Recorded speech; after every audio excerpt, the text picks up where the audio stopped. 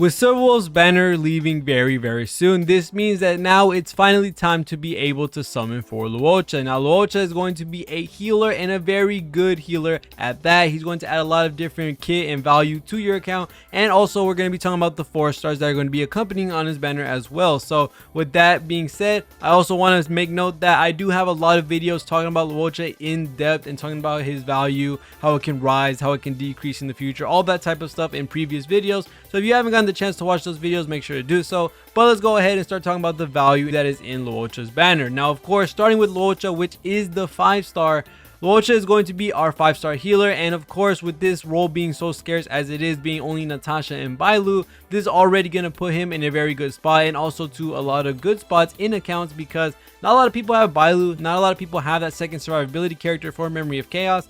So overall, Luocha is going to just overall be really good. Not only that, he also has a lot of standby healing as well. Whenever you use your skill, you're able to heal someone else for free when they get lower than 50%. You have the field that gives healing over attacks. There's just a lot of things that Luocha can do by himself without needing skill points. And not only that, he's going to have an offensive ult, which since he is imaginary, which we are lacking in that element as well, he's going to be giving imprisonment over shield break, and that is a very strong break effect to have on a character. So overall, Luocha is just a really nice healer, and he does a lot of things that not a lot of other characters can do. Bailu and Natasha are not as, I guess you could say, free with their skill points. They either got to use a skill point or regenerate one, while Luocha is going to have multiple chances to be able to regenerate these skill points, because he will have that healing over time with this field. He will have that standby healing when he uses his ult. There's just a lot of things that Luocha can do, and being able to also strip buffs away from enemies from your ult as well, which I forgot to mention, is a very strong thing to have on a character, especially when you're dealing with a lot of these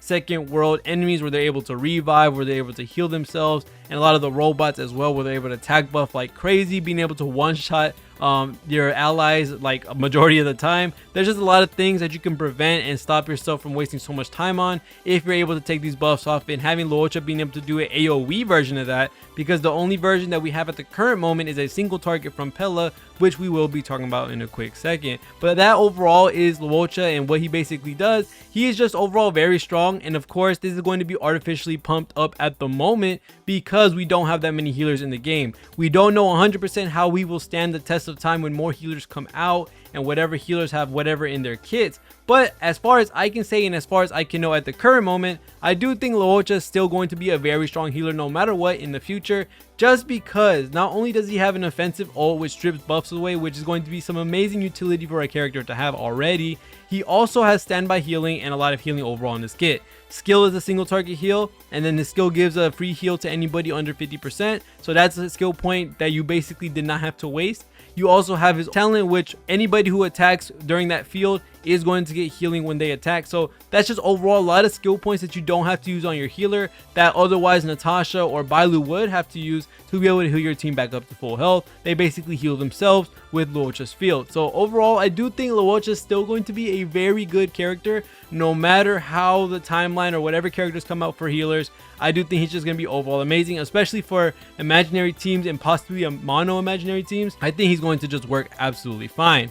Now, talking about the 4 stars, which I guess are the pinnacle of value when it comes to a banner, let's first start with the characters that we know, and then we're going to be talking about, of course, the future character that will be coming out. One of the first characters we're going to be talking about is Pela. Now, Pela by far is one of the stronger characters in the game for sure, and I think you can say this overall with Nihility as a whole, because Nihility has Silverwolf, they have Pela, we're going to get Kafka in the future soon. There's just really amazing characters that are in the Nihility path. Oh, also, well, let's not forget the GOAT. But she is just overall amazing with what she does in her kit. And overall, she's going to be really good for Memory of Chaos and other types of content, especially in Mono Ice with some of her Eidolons. But let's go ahead and talk about what she actually does.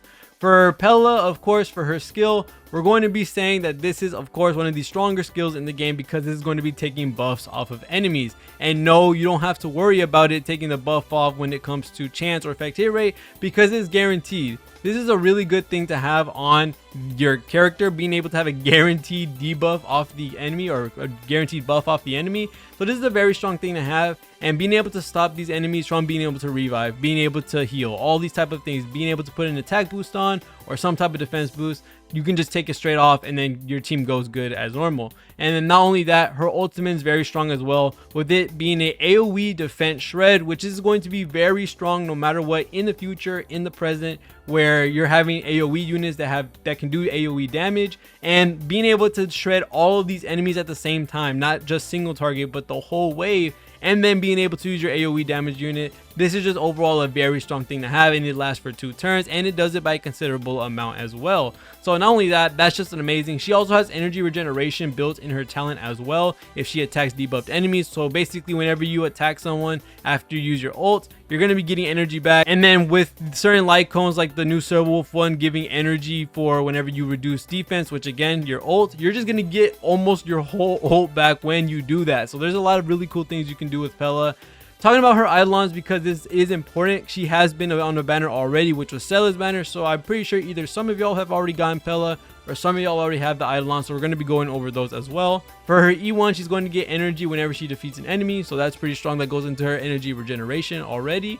When you get to E2, using your skill to remove debuffs increases speed. Overall, this is going to be a little bit more damage, but the most important thing is going to help you either get a few extra turns, maybe, you know, down the line. It's not going to be immediate, like I guess you could say double turns, but you will be able to get some type of extra movement when it comes to having E2.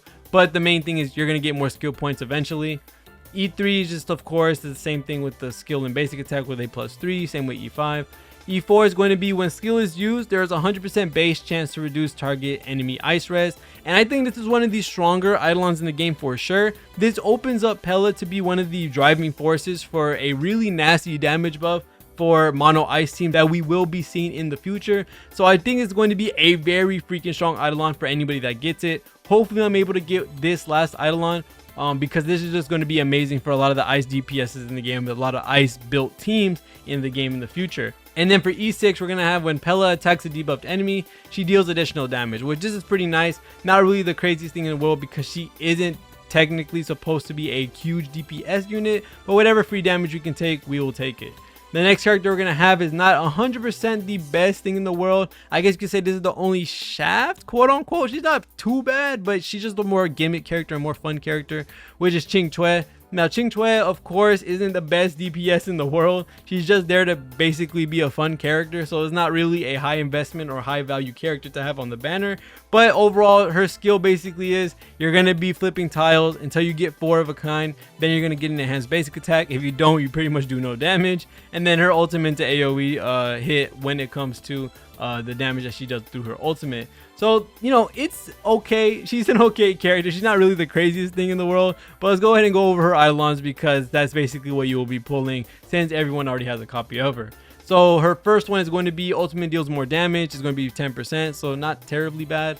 For E2 is going to be every time draw tile is triggered, Qingque immediately regenerates 1 energy. So if you're getting really unlucky with your pulls when you do your skill, you have a chance to get your ultimate basically if you're really close to it. So you're going to be regenerating at least 5 energy. So maybe if you have energy recharge rope, this might help a lot more with having her E2. And then, you know, E3, E5 are the +3s. E4 is going to be whenever you use your skill, you're basically going to be getting a follow-up attack. Either if you do your basic attack or your enhanced basic attack, it doesn't really matter. You're still going to get this extra amount of damage from Qingque. So this is really nice to have. This is an overall damage buff for her. And then for E6, I guess this is a little constellation prize where you get your skill point back after you use a charged up basic attack. So this can help a little bit, I guess. After wasting 5, you get 1 back or something. So not really the best character in the world to have. She's more of a fun character if you want to build her or you already have built her. Having Eidolons will help her damage out, but overall just not a really big MVP when it comes to the banner and the value. And then the last character is going to be Yukong, of course. This is the brand new unit in version 1.1. And don't forget as well, if you don't want to summon for Luocha, but you do want to get Yukong, remember that in version 1.2, we will be receiving a free Yukong through some type of mission or some type of story event. So don't worry, if you only want Yukong, you don't have to summon on Luocha's banner. You can get it free in version 1.2. But talking about Yukong, for as far as we know, she's going to be an attack buffer and a crit damage, crit rate buffer. So overall, this is a very strong kit to have already without us even knowing the numbers. Crit rate and crit damage buffer, I think the crit rate by itself is already busted, but being able to do both at the same time is very strong. She's going to be almost slightly damage oriented with how her ult works kinda, and her basic attack, because she does get enhanced basic attacks through certain actions through her skill and her ult and stuff like that. So she is going to be doing quite a bit of damage, and she is going to be buffing your characters by a good amount. So she's going to be overall an amazing character for buffing. She's going to be up there with Tingyun and Bronya, of course, and I think we're going to get some nasty teams with maybe Mono Imaginary with Welt, Yukong, Luocha, Silver Wolf, something like that. And then even though we have those options as well, you can also split her into different teams in Memory of Chaos. So your Bronya and your Tingyun could probably be on the same team now, or you know, you can split them in different ways, mix and match. There's just going to be a lot more combinations. She's going to be helping out a lot of players when it comes to using their, I guess you could say, the best of their relics and making them just a little bit better, helping out your ratios just a little bit more, because depending on how much crit rate and crit damage it is, and also depending on how many turns it's affected, this can help a lot of people with the lack of relics and overpowered relics you probably don't have because of the shaft you probably get from the relic domains. This is going to help out a good bit. Now for people that already have built characters, this is going to be enhancing your damage by a crazy amount, because any extra crit rate and crit damage is probably going to be, you know, pushing you to that limit where you're always critting or where you're doing some nasty damage from the crit damage buff alone. So overall, the value for Luocha's banner is super high in all honesty. Luocha being a healer in a very scarce role, and a good one at that. Not only is Pela an amazing debuffer, as all Nihility characters are, but she can defend shred and take away buffs. This is very strong. Ching Chui, you know, she's the fun character, but she can do some nice damage if you get lucky. And then Yukong overall being just a crazy support character with crit rate, crit damage, and attack buffing. I don't think there's more you can ask when it comes to a higher value banner. Of course, if Ching Chui was excluded. But I do think this banner is really good to summon on, especially for free-to-play characters. There's going to be a lot of support characters that are very, very good. And of course, a healer that's going to be very good as well. Now again, if you do want the Yukong, she's going to be amazing, of course, but you don't have to summon for her if you don't want to, because she will be free in the next version. But that's pretty much it when it comes to this video and the value for Luocha's banner. I'm going to be summoning on it for sure, so I can't wait to do so. And I just think he's going to be an overall amazing character, and so is his banner. I hope I get some Eidolons for Yukong. But other than that, thank you guys so much for watching all the way to the end. See y'all on the next one, and peace.